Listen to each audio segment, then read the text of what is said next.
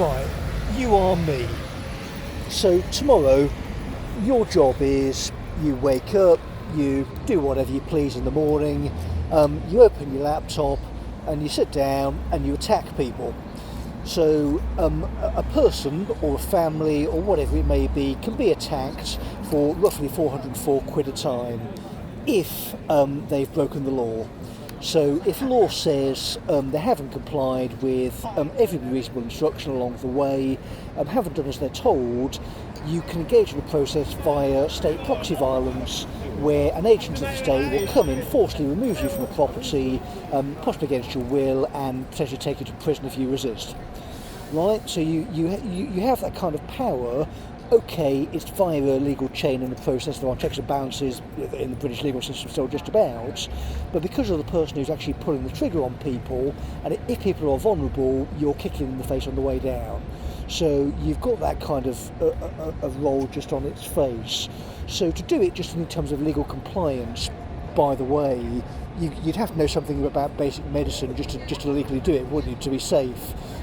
So if you're, pardon me, if you're not capable of actually understanding basic concepts, then you couldn't do the job. So in terms of sort of basic neurology, if you're talking to people and they're describing, when you're talking to people, you're not expecting them to come to you with a clinical word. You're not expecting them to talk to you like a doctor, but you are the doctor effectively. You could take information via what they're saying to you. If they're indicating to you they have certain problems which could indicate that they have an undiagnosed neurological condition, or they haven't learned to use the thing yet, or and you can make certain inferences along with psychotherapy literature, that kind of stuff. But I think I'm getting off where I sat down to record this. So I need to pause for a second and think.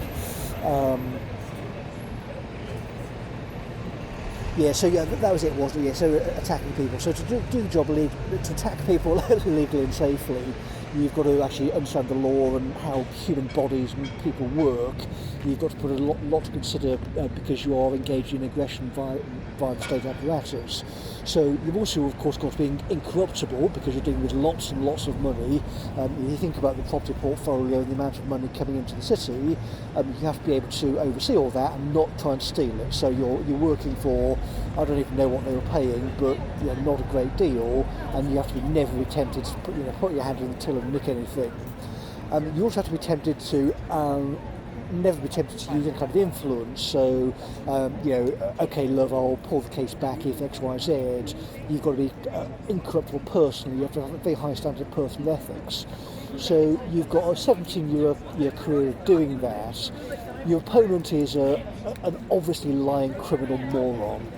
I mean, the level of difference between me and someone like Jennifer Southall is night and day. I mean, the difference is not even there. So I'm a big fan, after going to Predator, of the local apparel shop sent me a Predator t-shirt. I did really like that kind of dynamic, the gigantic scary beast in the jungle hunting this woman while she hides and shrieks behind a laptop in Birmingham, having to answer to literally anybody about her behaviour, when literally anybody is a firm of solicitors who will sit her down in an office with adult men and talk to her in an adult male fashion about her behaviour, and then inferences will spiral through there. So the benefit of just being alive at this point is nobody gives a shit about what this woman thinks, says or does. We just need her physically in a room with police and solicitors, and I will enjoy every single second of her being interviewed under caution, because as soon as she starts talking we can get an awful lot of information on the goings on in that department. And this for the record, in terms of Restore, is the ultimate follow the money, right? The network links to all the patronage networks go through that department. So think about physical proximity, right? Centre of the country, it's run effectively based on central government's patronage money, so printed money coming into the city runs it. Then you've got all the spiralling patronage networks around us, and we're in audit, and we're in compliance, and we're in physical safety, and we're in enforcement, and we're in the sort of enforcement where I'm saying, no, sorry, if you're not in the department, get out. You're not entitled to look at these databases. we're talking about databases where we're talking about you have to be in a physically secure location. If I'm looking at it, no words being exchanged, let's go into database, look at specific data line, get out, it goes into brain, I record it by the way wherever I like if I need to, but it goes into reports in whatever fashion it needs to be so I can be GDPR compliant. You may think sending shit like this into Burma is sort of done in a flippant manner and not thinking about that kind of stuff, but no, it's the opposite. If you have advanced legal protections, you can sound like you're doing whatever you like, but no, you have a responsibility to Nolan. This is not doing whatever you like.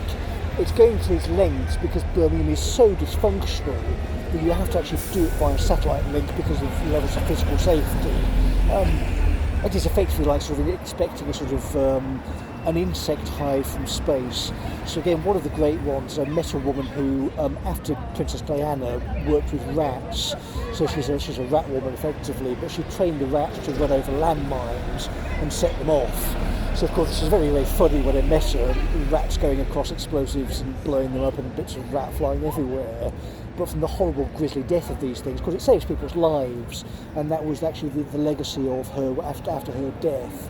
So you think about the history of her and what she achieved ultimately after posthumously, and what she gave to the country, and her relationship with the current king.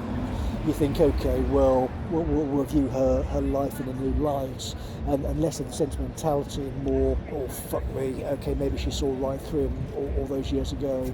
And then again, you think in terms of Henry VIII, you think in terms of British history, okay, well, maybe off with his head is more reasonable. So the booing of the royals at the moment is maybe get louder as the summer goes on. But anyway, I'm not going to hunt the royals in the dark at the moment. I will go and just stay healthy and normal, and not necessarily that treasonous at the moment. His family may be salvageable, but not just get ahead of herself. MI5, Charles has got to say something. You've got to do something about the state of the country. You can't allow this kind of predation to carry on. Things can't continue in this vein. So I don't know. Something's got to give. We can't be backed into a corner forever. We've got to get sensible at some point.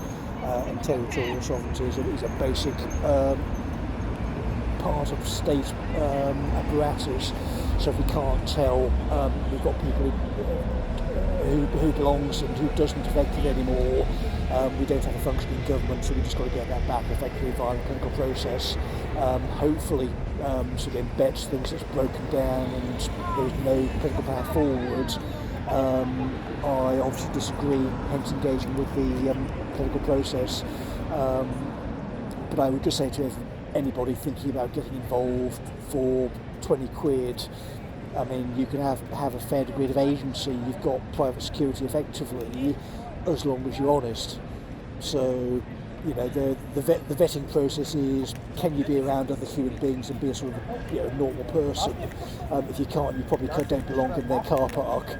But it's not really hard, is it? If you can help out, help people out, try to get things moving, and aren't actually disruptive, you're probably okay. But at the end of the day, you have to either be British or be very strongly what the best for the country and be accepted by people who believe that to be the case. So it does, at the end of the day, come down to belief. If you don't believe, nothing else can be done. It is the root of everything. So unfortunately, belief cannot be taken out of these islands. They'll carry on driving people forwards. And if you ever sort of feel a bit weak, on the west coast of this place, there's a little place that's been around since around 900. And it's worth more to me than any structure in the city of Birmingham. I would literally level the place to the ground. I would shell it from miles away. You want me to order artillery fire onto the place? Not a problem. I'll pull the trigger any day you like. But we work to clear people out, sensibly and lawfully. When it comes down to it, we'll tear the place apart. But as it stands, if people are breaking the law in that city, you should expect a firm response.